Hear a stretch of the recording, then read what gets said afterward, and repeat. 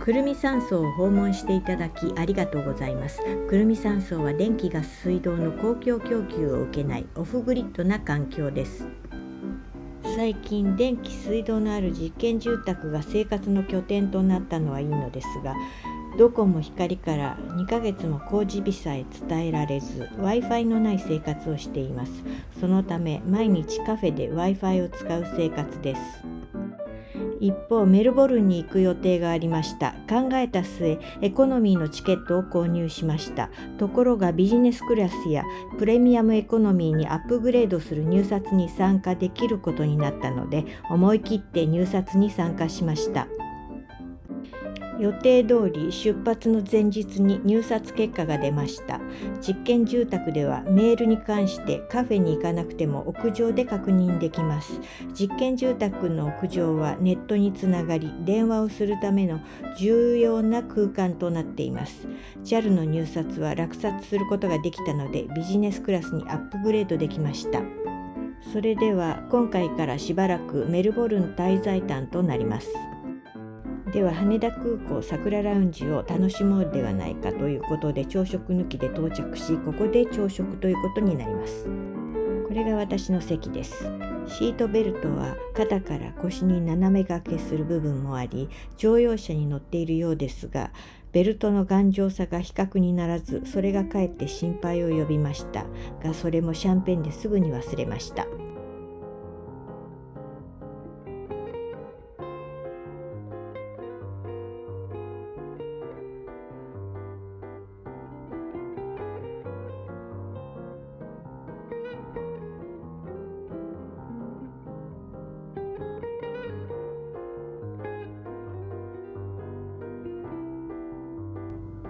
炙り鯛と伊勢海老を際立たせた豆のサラダ、ヒレステーキ、パンと桜とイチゴのムースです。このサラダはとても美味しくいただきました。ドレッシングが格別です。オレンジのカンパーニュはとても爽やかでした。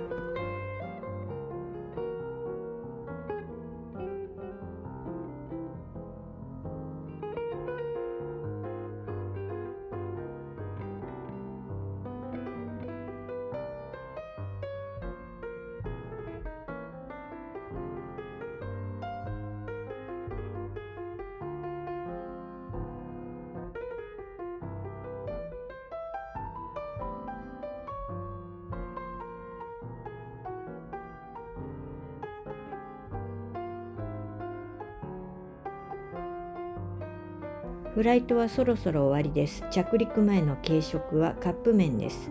空腹感はないのでこのサイズで十分です。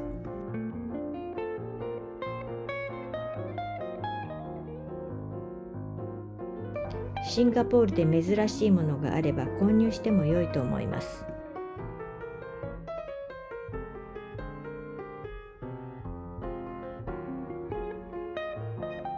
広いシンガポールチャンギ国際空港内の移動にはカートもあり、誰も乗っていませんでしたが、自走式の車椅子も走行していました。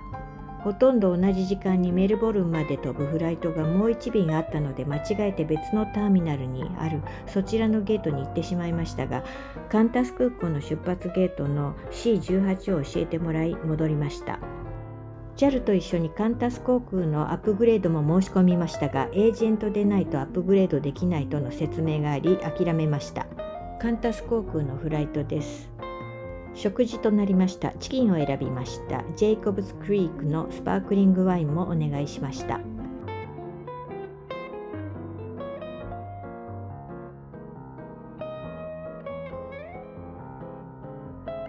着陸前の朝食は卵チーズ焦がし玉ねぎのパイでした。オレンジジュースと紅茶もいただきました。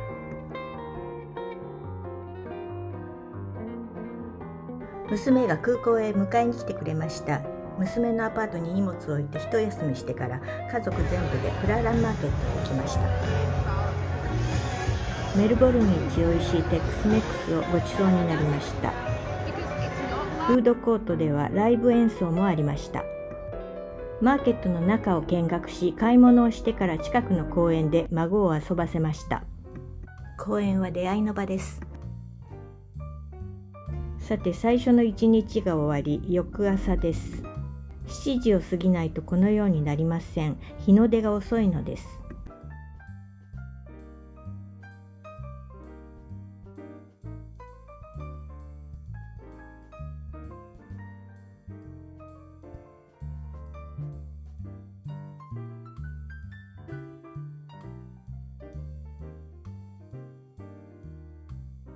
娘のアパートにはきれいに整備された庭があります。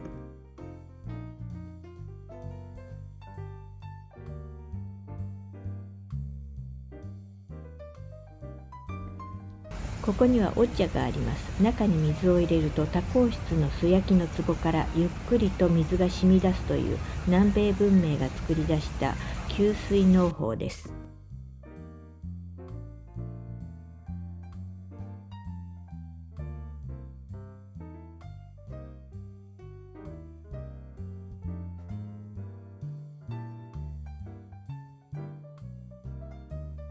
娘たちのアパートの目の前に広がる公園です。スポーツなどにも使用されます。ワンちゃんの散歩にも利用されます。公園にはガラーが来ます。オーストラリアではこのピンクとグレーの濃淡のインコが群れをなします。ビッグ W に孫の小さなソックスを買いに出かけました。帰りに同じビルにあるレストランでファラフェルのサラダをいただきました。アパート前の公園です。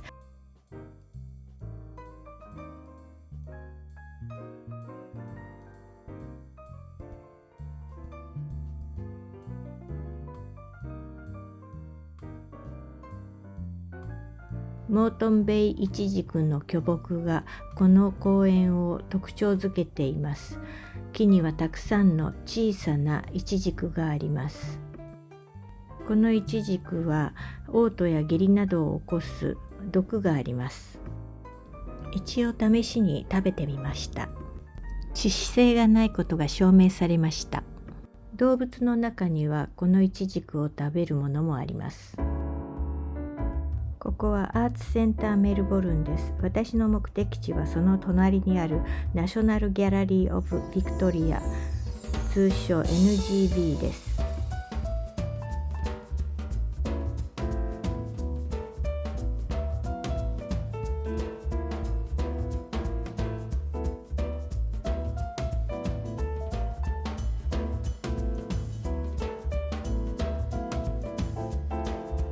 まもなくカルティエの展示が始まるようです。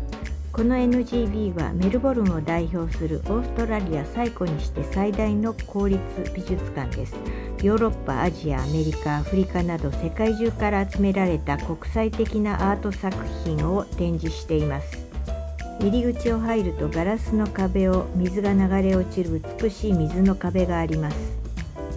館内にあるグレートホールの天井は世界最大級の巨大なステンドグラスです。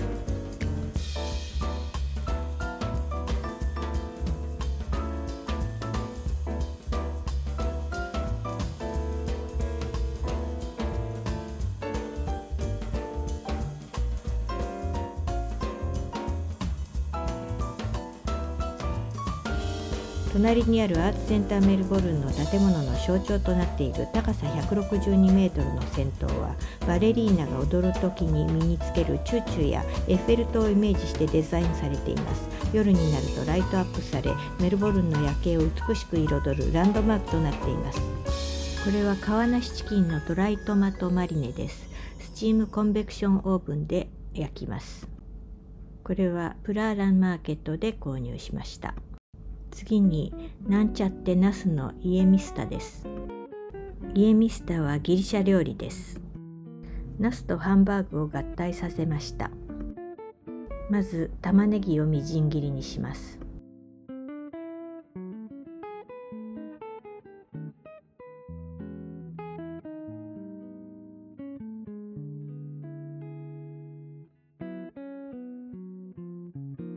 玉ねぎとニンニクのみじん切りをバターで炒めます。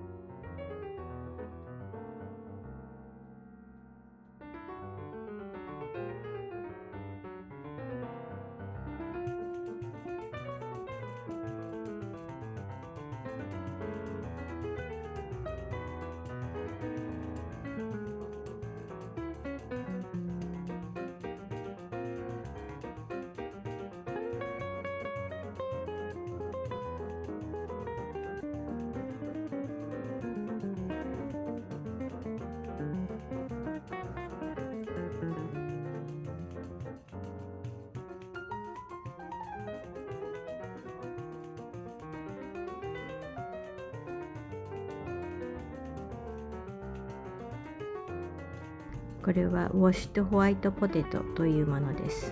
きれいに洗ってあるので扱いが楽です。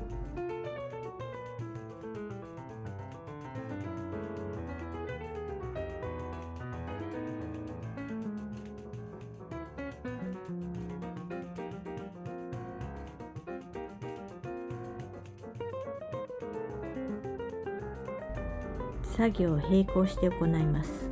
炒めた玉ねぎにナツメグ、塩、胡椒を加えます。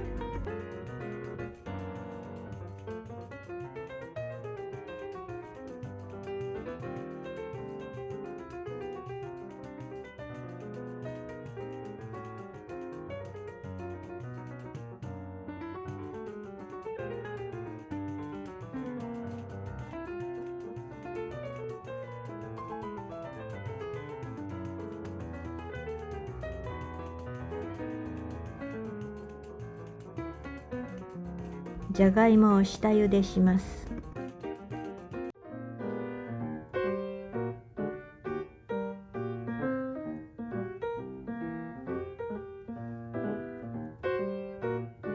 人参の皮を剥き細切りにします。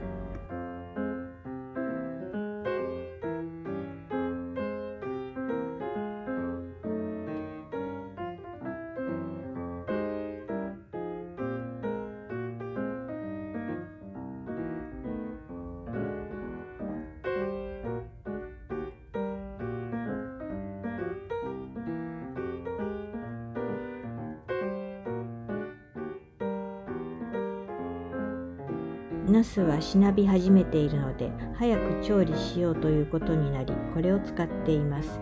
1センチ弱の厚さに切りました。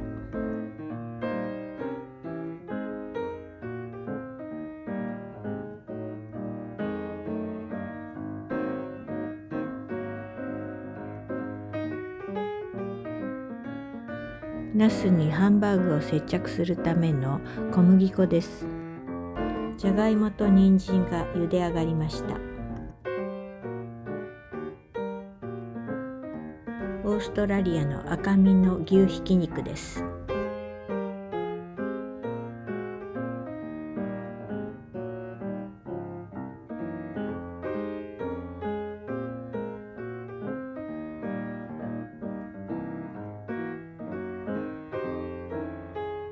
炒めた玉ねぎ、水に浸したパン粉、卵を合わせてこねます。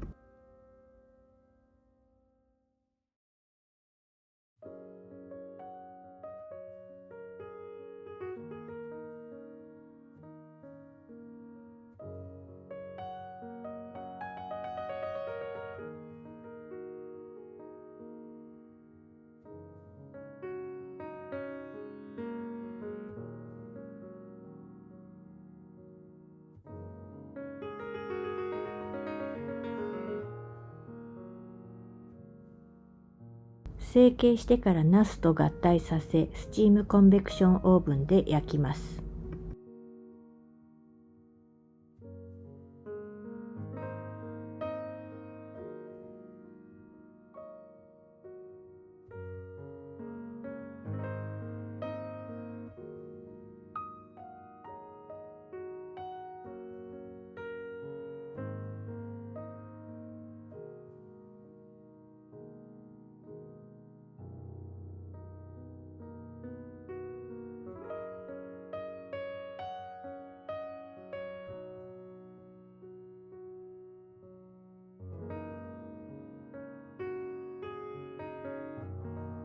別の段にはじゃがいもを入れます。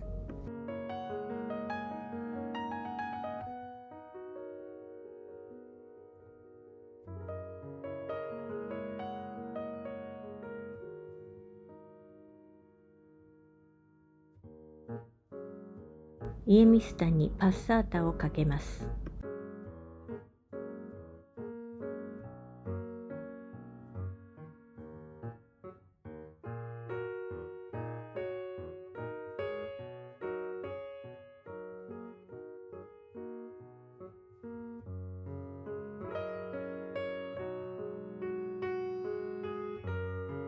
再びオーブンに戻します。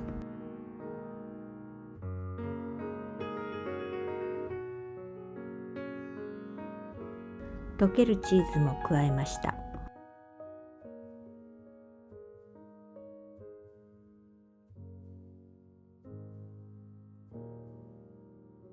できたように見えますが、実はナスはまだ十分に火が通っていませんでした。家族は食事の体制に入っていますので、ハンバーグの部分だけまず食べて、食後にナスの部分を再加熱しました。たくさん作ったので、ゆっくり楽しむことができます。皆様、最後までご視聴ありがとうございました。よろしければチャンネル登録と高評価ボタンで応援していただけるととても励みになります。